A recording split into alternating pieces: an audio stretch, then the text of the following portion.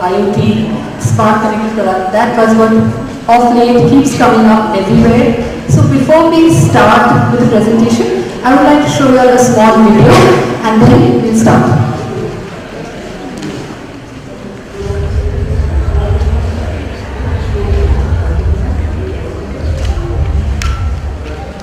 This is the story about a little engine that could. Strike that. This is a story about a little engine that can share performance data and be monitored real time for the work it's doing and how it's being used. Even summon a technician with the right new part before a breakdown ever occurs. The story of a medical device manufacturer who analyzes each patient need against every patient outcome and responds from thousands of miles away. And in doing so goes from selling medical devices to selling remote healthcare. The story of a single mass-produced product, one that is endlessly customizable through software and enhanced by apps, and tells the manufacturer which features are used to drive better next-generation products. This is the story of all types of things, smart connected things that will forever transform manufacturers. From how they create, operate, and service what they make, to how they compete and the value they create. The story of the Internet of Things, where smart connected products, product systems, and other things connect to new business applications and create new sources of competitive advantage through software, the cloud, and service. Is this the end? Absolutely not. It's just the beginning. A journey that calls for new thinking, skills, and infrastructure. A story we write together. Okay, so you all saw the story of where the world is moving. So what I would like to do today is to share some parts of that journey, what we have learned together over the last 2 years. So I would like to just share that with you all. So there may be a lot of questions, a lot of ideas, a lot of thoughts that will come up. We may not have the answers to everything today because the technology, as interesting as it sounds, is that complex. So we may not have all the answers, but this is a journey where we're going to seek answers together and where we're going to walk through that path together.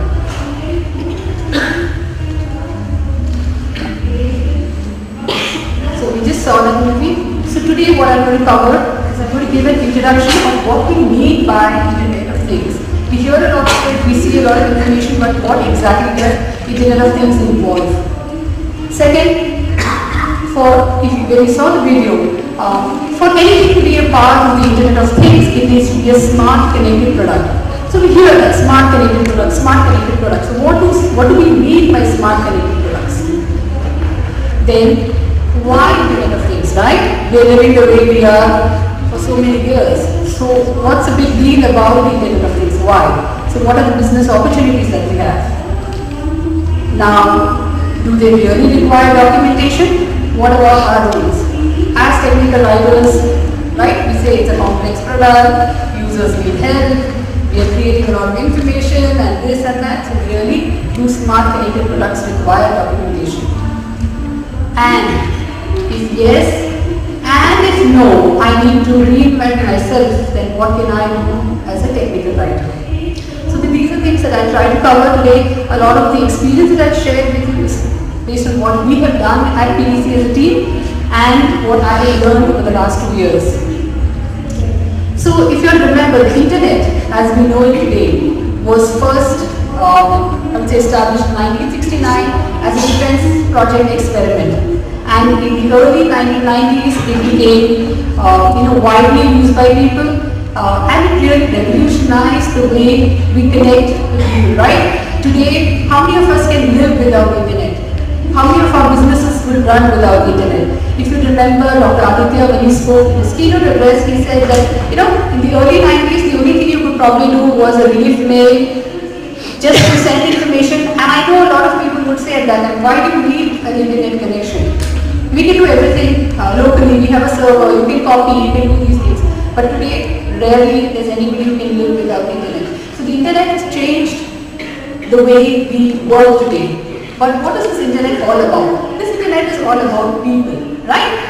We connect to each other. Every blog that we post, every video that we post, every photograph that we share, things that we sell, businesses that we do. But this is all about, this is all about people.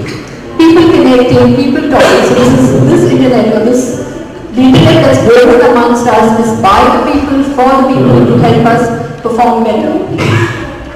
Now, there's a new internet that's coming up, and that's known as the Internet of Things. So what is this Internet of Things now talk about? This is about things being able to connect to each other, things being able to talk to each other, things that can process information, analyze, control and operate. This is now about things doing. So what are the components of a IoT? You would say it's a thing, which is a collection of smart products, sensor-enabled devices and other things. Next, for anything to talk to each other, you need connectivity, right? So connectivity can be wireless or a wired connection. And the third thing, you will be generating a lot of data. When a thing talks to each other, it's communicating data. So you need a mechanism by where you can collect this data, you can analyze this data, you can process the data, and then send out either commands to operate or to respond to the changes in your environment. So you need an infrastructure that will compute and analyze and process the information that you receive. So the very first thing that we saw was a smart connected sensor-enabled device, right? So let's look at what do we mean by a smart connected device. So first we have a physical product or a thing. A thing can be any product, your car, your tractor, your aeroplane, this chair, you, me, a thing can be anything, right? So how do we sense information? Using our five senses, right? I can see you, I can talk to you, I can smell when lunch is served, I know, okay, stop speaking, I can smell the food, right? So we use our senses to sense. Now, what if we have these physical things, we're able to sense information? So when I wanted to give you this example, I had thought of some technical examples, but then this morning, when I was getting ready, today is the last day of the exam for my kids. So I went home late last night. So you wake up in the morning and you have these frantic cries. Where is my coat? Where is my bed? I can't find my compass. I can't find my bag. You wake up before that. You want to make a cup of hot tea to get you kicking to work. And you open your kitchen cabinet and you realize, oh my, I forgot to buy the sugar. Or you want your favorite coffee, you open your cabinet and you see, I've run out of coffee. And I forgot to buy that. There's no milk. You know, I don't have this, I don't have that, and you're grumpy. You start the next store and your kids say, no, I can't find this, I can't find that. Where do you keep your shoe? Where do you keep your tie? So what if those things were smart? Okay, I had an ad, I'm in the office, I forgot, I need to buy sugar. I forgot, my tea is getting over. What if that container was a smart container? It tells me, it senses that your tea level is depleted. And if you don't refill, it knows I need 2 spoons of tea per day or 4 spoons of sugar per day. It understands my usage requirements. It knows the pattern. It tells me 2 days in advance. Either a mobile pop-up, all of us have our smartphones, right? A mobile pop-up or an email or something, and it tells me, okay, you don't have tea, buy that, or you're down on dal, or this is not there. Okay, so the one step I can do is, oh, I see that email and I say today before I go home, I must buy that. The other thing that can happen is, that smart container of mine can connect to an app. It knows the brand that I like. It knows the online store that I shop with. It probably goes, it has my usage pattern, it checks out what I need and puts it in my shopping cart. Now I get an alert which says, okay, your shopping cart has 5 new items. Do you want to proceed with the payment and authorize that payment? I say yes. I'm working, but I have a smart card, I have an online access, online payment is possible, I do it. The 5 grocery items get shopped, the app asks me, or through my GPS or any other mechanism locates where I am. I may be at office, I may be at home, I may be in the mall, I may be in the theatre. It knows where I am. The grocery gets delivered to me, to my car, where I am. So this is a smart connected scenario where my things are talking to each other. And it is not me who's worried about, whether I need to go personally and order it or I need to go to the shop and pick it up. So this is where my things are talking to each other. So how would you make that thing smart? It's only a physical product, right? So I would need some kind of either an embedded control to make it smart, some software to be able to program it, some sensors for it to be able to sense. So your jar, which needs to know that whether it's full or empty or half full, needs to have some kind of sensors which will sense and tell it that below a certain level, you need to start refilling that jar. Similarly, people walk into the conference, right? Now we stand at the gate door and we're searching for a seat. What if this seat had a pressure sensor that sensed whether it is occupied or vacant? I posted an app outside this door, which just gave the person walking in a map of where the seats are empty. All you do, you have a guided navigation to come and occupy that seat, right? So I need to make that device or the physical thing smart enough to sense or to be able to communicate with the changes in the environment.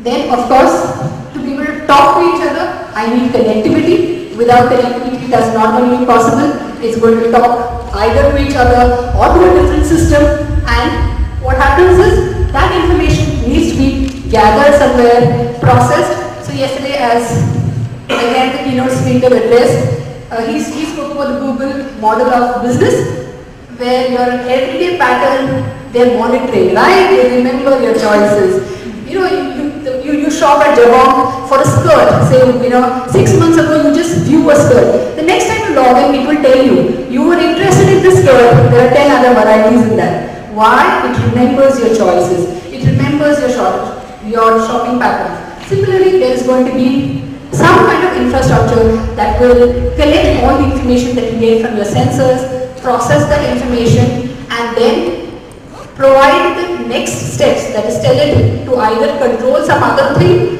or to send information to you to connect with you through the email, or it will tell the other things what are the next steps to be done. Now, since there's going to be a lot of data that is going to be processed and managed, most of the infrastructure will usually be set up on clouds, unless you can afford to have your own dedicated infrastructure to manage a lot of business data that gets churned. Okay, so this is basically the idea of a smart connected product. So today the world is becoming smart connected. So you have smart transportation, smart cities, smart buildings, smart health. So here I would like to give an example. 2 weeks ago we all know about the devastation that the Chennai floods caused, right? A lot of people were displaced, a lot of life was lost. We had businesses down, there was loss of revenue, life and everything. What if we had a smart city with a very smart disaster management? What if your reservoirs, your lakes were all connected with sensors to the weather reporting system? Right? The minute the weather reporting system says that there are going to be predicted rains for so many hours or for so many days, your reservoir systems immediately try to see what is the level of water.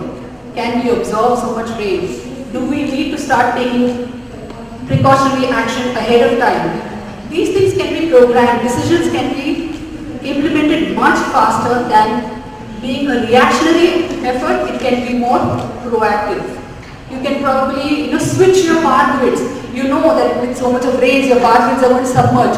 You can switch your power grids to utilize power from some other sources. Businesses could probably get in their BCPs much early in advance and ensure that their employer evacuated to different locations. Servers, you switch to different servers that are operational. A lot of decisions can be taken if you have that infrastructure in place which allows you to manage your cities and your infrastructure smartly. So that's where we are all headed. So let's look at a fitness monitoring system. Everybody goes for a run or a jog or a walk every day, right? You have shoes. Now what I do, I run say 5 kilometers every day. I have a notebook and a pencil. I'll probably say ran today 5 kilometers. Tomorrow ran 2 kilometers. And I have a stopwatch which says, okay, I took so much time, 40 minutes, 50 minutes, I measure that. What if I have a sensor in my shoe? And that sensor now automatically tracks the number of steps that I ran, the number of kilometers I did. Now I connect that to other devices and in turn gets connected to my treadmill. It gets connected to my weighing machine. So it tells me if your fitness goal is to run so many kilometers, then your treadmill automatically gets programmed for you. Your heart rate, your pulse rate, your pressure automatically gets recorded and sent to your fitness monitor saying that slow down or you can do more or whatever. So it becomes a complete health monitoring solution. So these are all examples that I've spoken about it every day. What does this hold for a lot of us in the software industry? Right? Many of us are the software industry and our customers probably in the manufacturing industry and other areas. So I would like to talk about performance monitoring for your software systems, for your machines. Typical scenario, IT pushes an upgrade, we upgrade our software and we install something new, you start working, crashes, correct? You take it to the IT guy and he asks you, what did you do? I didn't do anything, I just installed that and it crashed. Now what happened to my data? We don't know, we can recover. Did you back up the data? Oh, I thought I did it 2 days ago. Okay. And then what he says, okay, let me look at the log files, let me see what happened. A lot of chaos, downtime, you can't work for 2 days because your laptop is in the IT, you have to reformat everything, and you will set up the whole process again. What if you had a monitoring solution, and this is one of the solutions that we at PTC have worked on and done, where your machine continuously sends diagnostic information to a central location. Now, remember this diagnostic information is not to check whether you've been working for 8 hours or not. It's not about that, but it's more about what are the activities that happen on your machine. What is the hardware configuration? What is the software configuration? What are the applications that you have installed? And which are the applications when you use, you have encountered into problems. What is that specific trigger that caused that crash? So that's about performance monitoring of that machine. Take it one step further. You buy, many times you buy a suite of products. Let's take a simple example of Microsoft Suite. Everybody has licenses for Word, PowerPoint, Excel, Access, you name it. We all have licenses, right? But probably out of 10 people, only one person uses that Microsoft project every day. For all the others, the license is just lying unused. So the person who your IT admin who's checking your license usage probably can then predict that in a month or in a year, we just need so many durations, so much of usage of license for the Microsoft Access. So that means he can, most of the companies are moving to subscription model, so he can only spend that much money of license on the Microsoft Access and invest that money elsewhere. So that gives a lot of savings in terms of revenue. You can plan your budgets. Then increase operation productivity, as I said, when your downtime is less, your productivity automatically increases. And the last thing is the most important is proactive performance issues. So what we do is we monitor the applications that are installed. So if you are on version 1 of the product and you have a certain hardware configuration and a certain software configuration, and you are probably evaluating moving to the next version, we will tell you in advance. If you want to upgrade, probably your graphics card is not compatible or the memory is not sufficient. So you need a better hardware configuration. Or when you're sending data, we understand that in certain scenarios there's a crash. That means you've probably not applied the right patch. So we send recommendations to the customer based on the health of their machines. So this helps them reduce the downtime and take more informed business decisions. Okay, so now we spoke about so many use cases. So as I said, fine, it's not that we've not been living without IoT or smart connected products for so many years and businesses have been flourishing. So why IoT? So business opportunities driven by, it's expected that there will be more than 50 billion connected devices by 2020. And the most important thing, this technology will change the way we service, operate and improve products. Assume, everybody has a car here. So you take your car out of your home and you start driving. Suddenly your engine dashboard breaks, right? Most of the cars, or rather all the cars have embedded controls for your engine, for your all your critical operations. So when it anticipates that there is a problem in the engine, there's a red light that blinks on your dashboard. When that happens, most of us don't know whether it is a one-off, nothing to worry about, I can drive to work, or should I abandon that here itself and call a mechanic, or should I ask for advice, or should I just open that monitor and look at the engine myself, right? I have no clue what I should do when that happens. So you call the service guy and he says, "Nahi, aap yahan leke aao, main de dunga." And once you take it there, it's not going to come back for 3 days.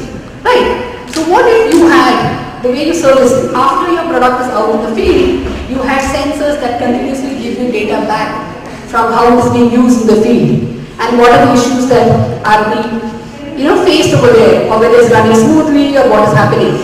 So when this engine fault happens, it's tied to your service center and they automatically can read the diagnostics, they know. And when you call them, they probably will tell you, no, it's nothing. Probably you press you brake too hard, or they tell you there is a serious problem. There could be a breakdown. Bring it in. They will provide you with more guidance. And in turn, what happens is for them, if they see a pattern that certain parts of theirs fail regularly, or in certain scenarios the products fail, they can take corrective measures. And the next time they design their product, they can improve the product design. And operate helps you operate now, because the products are all smart and connected. You can operate products in areas where there are remotely not accessible. Like you could have installations in remote areas. It's not possible to always send a technician. So you can have the things talking to each other and you can service them remotely. Okay, so now let's look at components involved in the product strategy. So product strategy for smart connected products has to involve all stakeholders. Remember when we spoke about so many examples, but it's very nice to talk about it, but when it comes to really implementing it, it's quite complex. There are a lot of unknowns that are there. When they say that we want to give a solution of a smart performance monitor, why we know it's a smart performance monitor, that's all we know about it. We don't know how we are going to source the data, how the UI is going to look, whether every customer needs to install it, or how the solution is going to be offered to customers. So there are a lot of uncertainties in that. So the most important thing is involve all the stakeholders, and that includes your developers, your product design, your tech support, your IT, your technical writers. All of you have to be involved in defining your product. So you need to work like a startup. Second, there are evolving roles. So technical support, you have to work with them because they are the ones, usually tech support comes in only after your product is sold.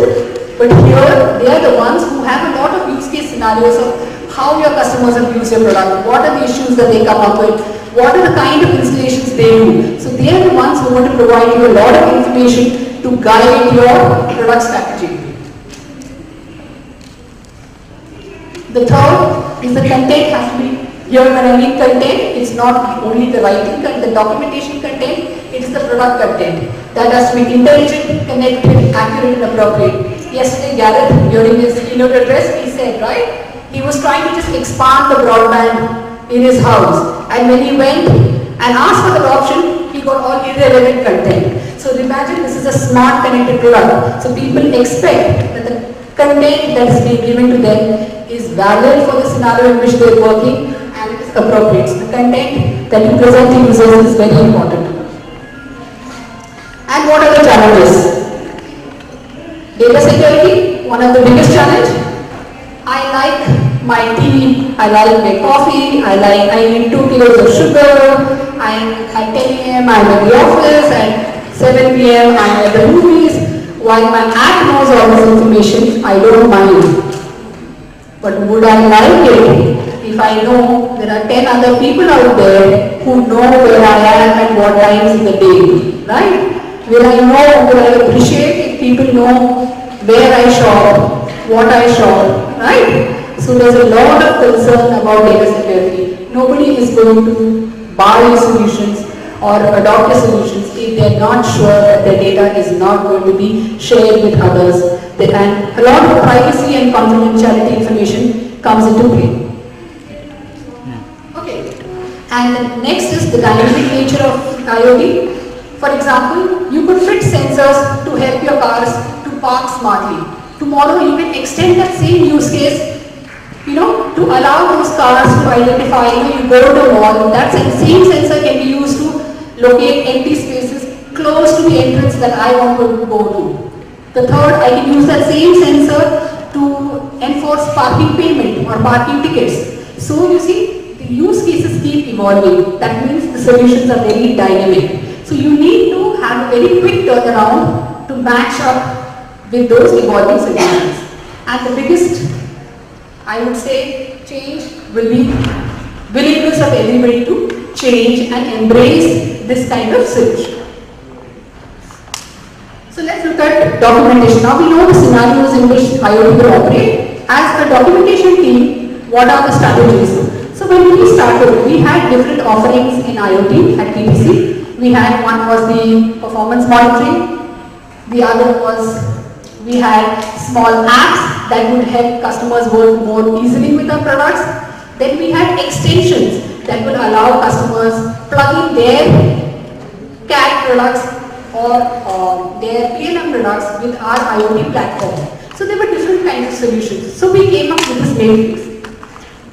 What are the things that you need to know? Complexity of the solution, how the product and information is going to be delivered to users, then the devices or the platforms on which they will be supported, the profiles of the end users, user persona, and localization requirements.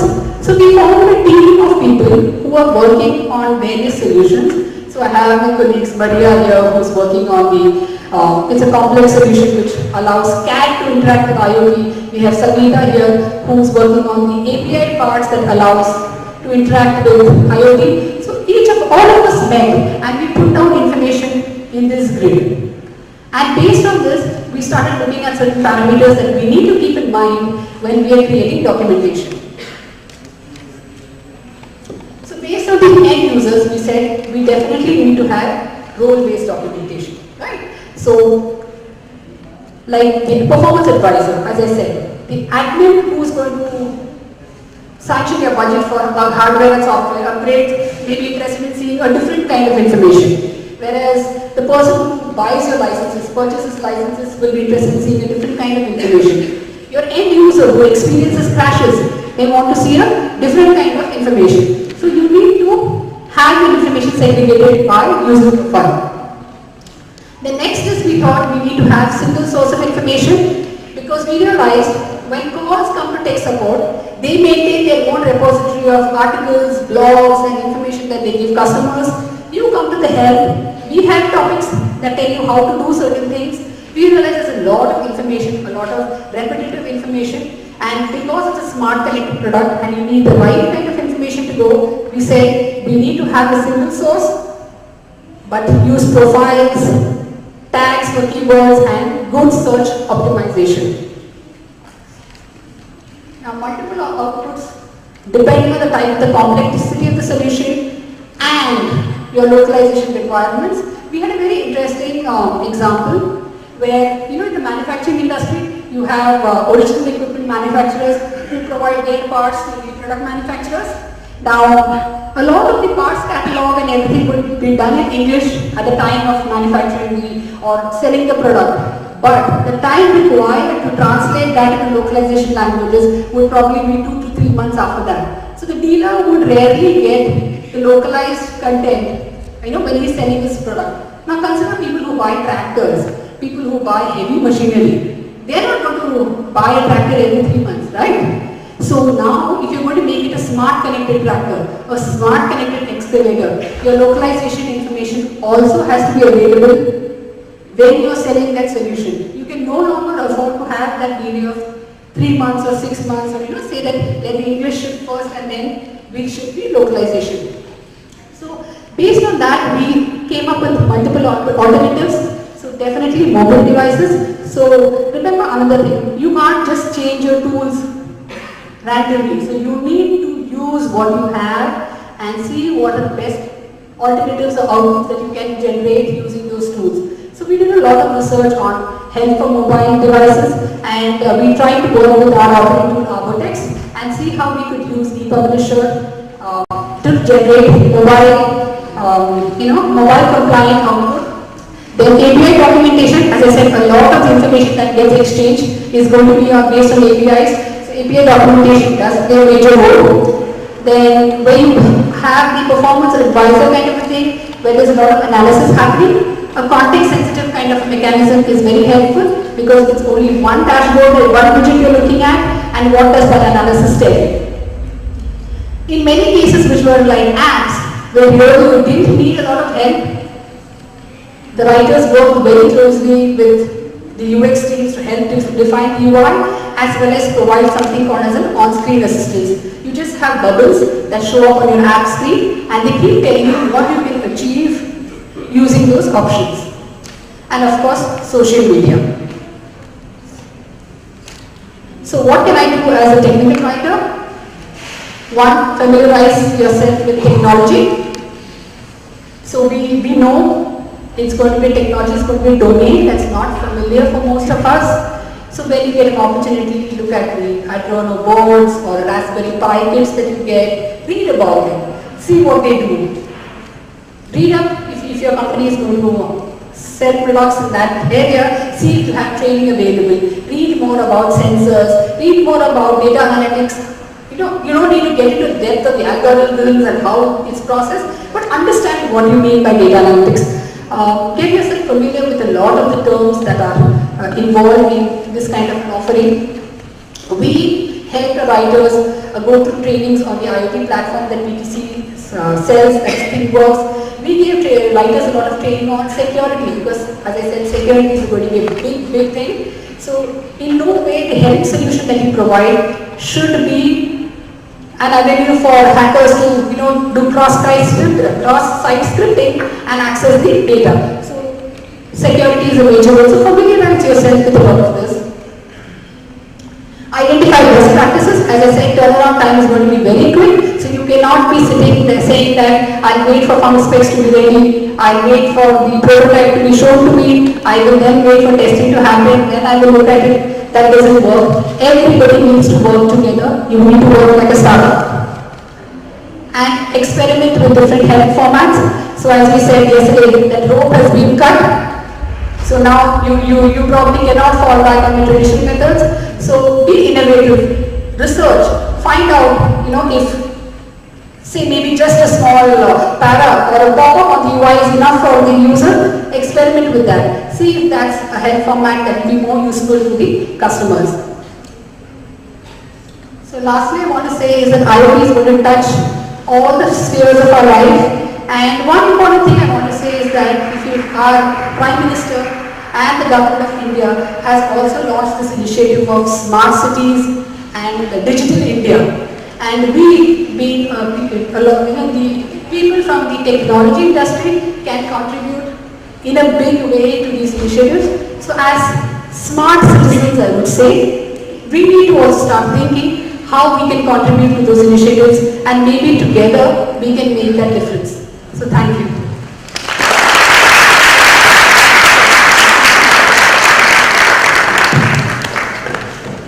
Questions?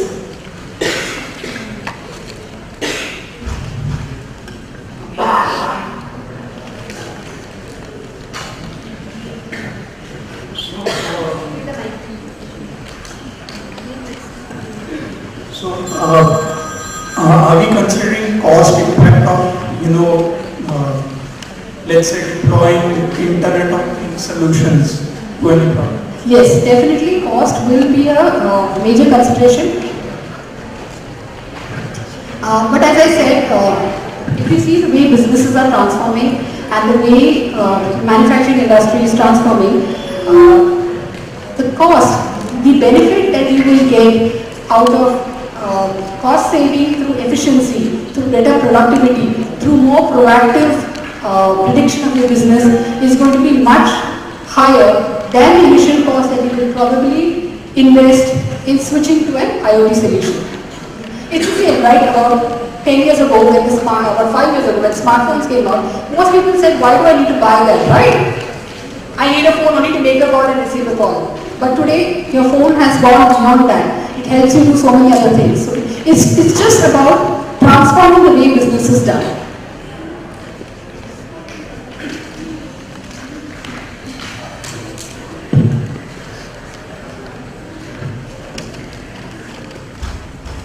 So I was wondering that, in this kind of a scenario, technical writer's job wouldn't really get done with the first shipment, right?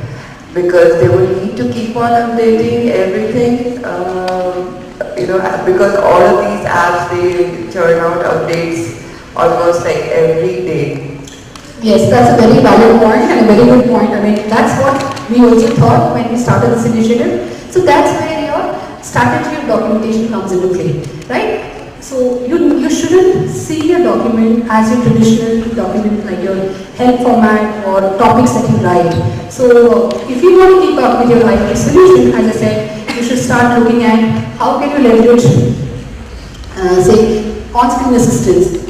How can you leverage things that get posted as bulletins, as articles to your customers. So you need to start getting involved with a lot of these activities. That's when your dog also becomes truly connected to the solution. So I was also curious, if I think about it, I can also think that we face so many challenges as technical writers in getting inputs now. Yes. Right?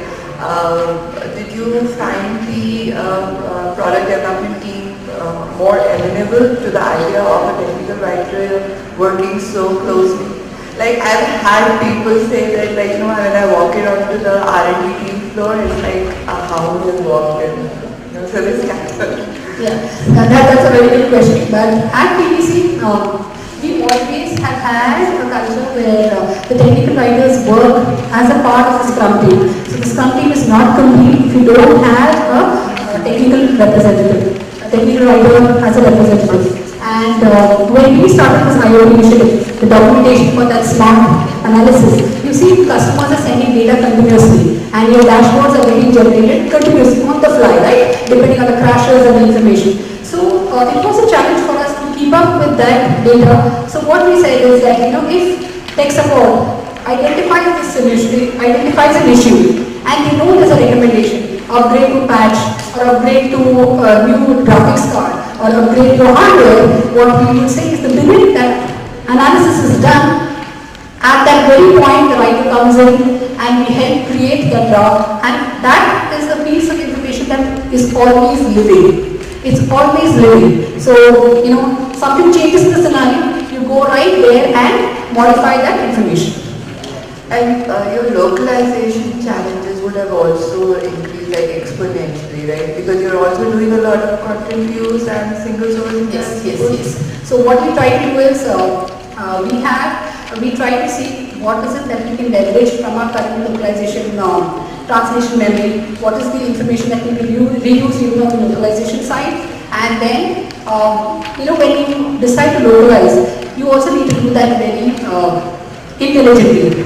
You need to know your customer base. So if you have most of your customers for certain areas only in Japan and in China and in Korea, you should not bother about localizing, say, a Russian or in French or in Germany if you don't have customers there. So you need to work intelligently. So for that, your customer base and the geographies that they come from, studying that is very important, and then taking informed decisions.